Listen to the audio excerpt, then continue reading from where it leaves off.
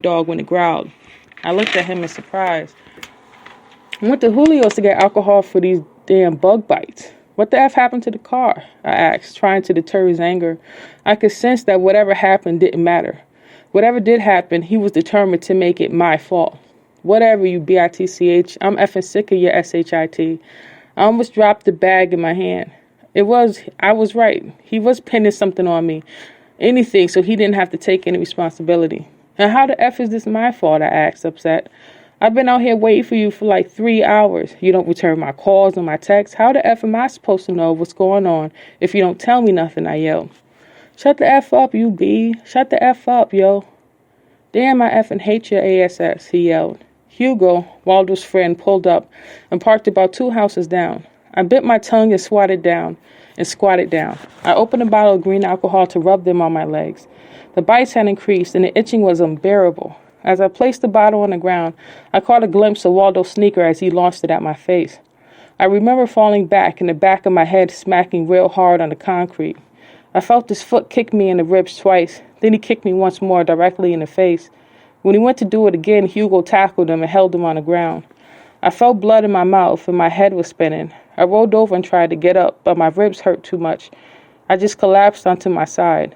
I sat up against Mr. Rodriguez's pickup truck front tire as blood poured from my nose onto my white t-shirt and shorts. I closed my eyes, my ribs throbbing something awful.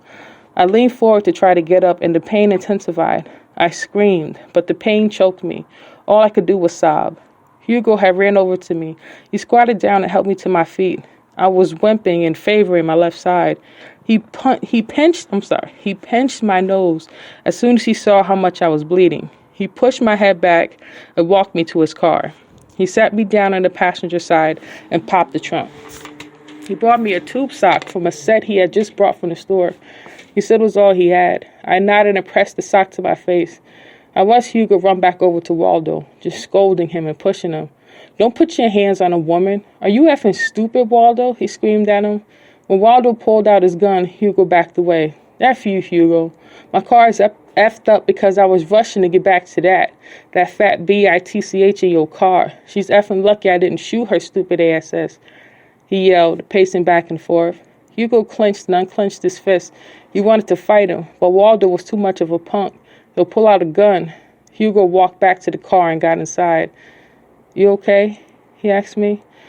I hadn't realized how much Hugo and Waldo looked alike. Yeah, I answered. I took the sock off my face. It was covered in blood. The bleeding had stopped. Come on, let me get you to the hospital. When we got to the Stanford Hospital emergency, I was already ready to lie. I was already thinking up all kinds of stories to tell the nurses about what had happened to me. Anything but the truth. Hugo helped me out of the car and told me to wait. He ran over to the entrance doors and grabbed one of the wheelchairs so that I didn't have to walk. I sat down and he started wheeling me in. Falling down the stairs was out of the works. Stairs don't do what Waldo did to me. I couldn't say I got robbed because I would have to talk to the police and I just felt too uneasy about it. As we approached the automated doors, I clearly saw bad company. Little Dot, her sister and mother were in the emergency, and by the looks of it, her mother was sick. Hold up, Hugo, stop. We stopped, just shy of the doors. I looked as closely as I could, and yes, it was Little Dot. Turn around, take me back to the car, I asked him. For what? He asked. Maybe in a couple of hours, I answered. I don't think that's a good idea, Hugo added. It's bad enough he hit me. I'm sure you know he be messing around with Little Dot. She in there with her mom, and I don't need her seeing Waldo's handiwork. Hugo peeked into the emergency room, then turned around and headed back to his car. You beefing with Dot? Hugo asked. I didn't want to answer. I thought everybody knew about that. Dot and I used to be close, but she F around too much. When I caught her and Waldo, it turned me some kind of way against her. I wanted to fight her. I lunged at her, but she pulled a knife on me. I kind of stopped in my tracks. I'm never strapped, and I knew that crazy H.O. would stab me over some, you know what I mean? I never talked to her again, though. That level of disrespect is fatal. It's disastrous.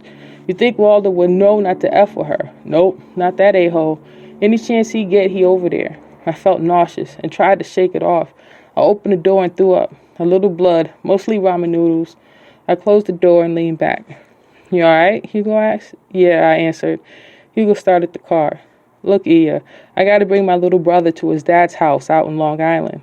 You can come if you want. You can lay down in the back seat, and when we come back, I'll drop you at the emergency. Cool? I could barely see his eyes under his white baseball cap. Cool. Could you stop somewhere? I need some Tylenol or something. Hugo stopped at the Shell off West Avenue before he picked up Eddie. After I took the 2 Tylenol PMs, I was knocked out. The entire 2-hour ride to Long Beach on Long Island. By the time we got there, it was a little after midnight. I was still woozy from the pills, but I sat up in the car. I didn't know exactly where we were, but I could hear ocean waves crashing in the background. The windows were down, and that cool ocean air blew into the car. Excuse me. I felt so good, so free. I almost forgot my pain. Almost. I remember nights like this when I attended a college in New Rochelle in Westchester County. I was young, my first few years away from home, but I remember the first time I was on the beach at night, aside the nights on Short Beach in Stratford or Seaside Park in Bridgeport, when I was a kid just hanging out with my family and friends. I felt like I was in a whole nother world. I sat in that car and dreamed along with the crash of the ocean waves. Hugo didn't come back to the car until about 1:30 in the morning. We got to Stanford around 3:30 that morning. After Hugo dropped me off at the hospital, I sat in the empty emergency room and closed my eyes. I was so relieved little Dot wasn't there. I had the whole room to myself. I slipped out of my sandals and crossed my feet over top of them. I leaned back in the chair and closed my eyes. I thought about a lot of things while sitting there. I thought about my mom and brother. I thought about high school and all my old friends, playing sports and acting like a goofball. I thought about basketball summer camps in Rafaela Taylor Community Center, summer camp back in the 80s when I lived in Bridgeport, and the crazy trip we took to Sherwood Island Beach in Westport and how I came home with one shoe. I thought about my first overnight school trip when I was in the 3rd grade, Mrs. Edmondson at Paul Lawrence Dunbar Elementary School in Bridgeport. We went to Sturbridge Village in Massachusetts with another school called Jonathan Winthrop, also from Bridgeport, as part of a TAG, the TAG, or Talent and the Gifted program for 3rd and 4th graders. I thought about the time I lost my virginity and where, and to this day, it is still one of my favorite restaurants. Ia Miller, the nurse called. I slowly got up and walked toward her. After I sat down, she took my vitals and asked me what happened. The wall came right out, and the wall came right down, and the lines began forming on my tongue before wagging. Wait, let me say that again. The wall came right out, and lies began forming, and my tongue began wagging before I wanted it to. I could hear my conscience screaming to tell the truth. Ma'am, I'm lying to you. Dang, I said, shaking my head. My boyfriend did this to me.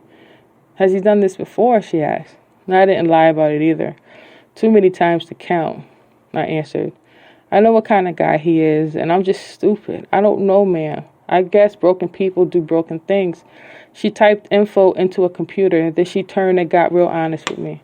I don't know you, but I'm always concerned about domestic violence cases like yours. I really, really want you to take care of yourself. You need to evaluate what's more important in your life right now. I would hate to see you here and not make it out alive. You understand? She asked. I didn't mean to cry, I didn't. But the basket case of my life I was hiding... The basket case of my life that I was hiding broke through my wall and stood attention. Are you pregnant? She asked me. No. I don't know. I don't think so, I answered. Well, Miss Miller, I'll administer a pregnancy test just for protocol. Now, can you tell me where it hurts? I explained to her where he kicked me in the ribs and in my face and head. Sitting in that triage room, I felt as if I was trapped on a deserted island. Okay, that's the end of chapter 1. Chapter 2. After leaving the ER, I found out that I had 2 bruised ribs, no breaks, no fractures. My nose was bruised pretty good, but not broken, thank God. It took me 20 minutes to walk home. Excuse me. There's a fence surrounding the hospital parking lot on the emergency entrance side.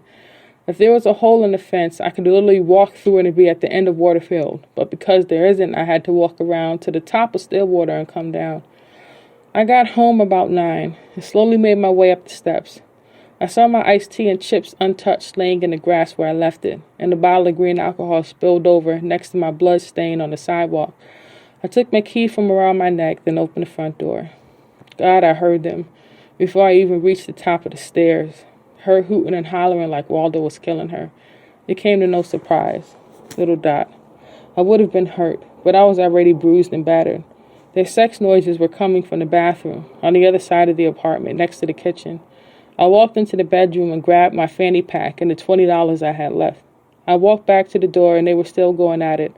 I closed my eyes and shut the door, locking it behind me. I walked down the stairs and made my way toward Waterfield and Stillwater, toward the place I always ended up every time Waldo beat me. The Ferguson Library downtown. I shouldn't have walked though. I should have taken a bus. But I had more than Waldo on my mind. I needed my strength more than anything, and no bruised ribs was gonna change that. Besides, I was 3 weeks pregnant, and I couldn't let the constant heartbreaks keep me down. It took me over an hour and lots of public stairs for me to get there, but I got there. Are you all right? The desk clerk asked as I walked in. I am now, I smiled, waving my hospital bracelet in the air. I made my way down the stairs to my usual corner.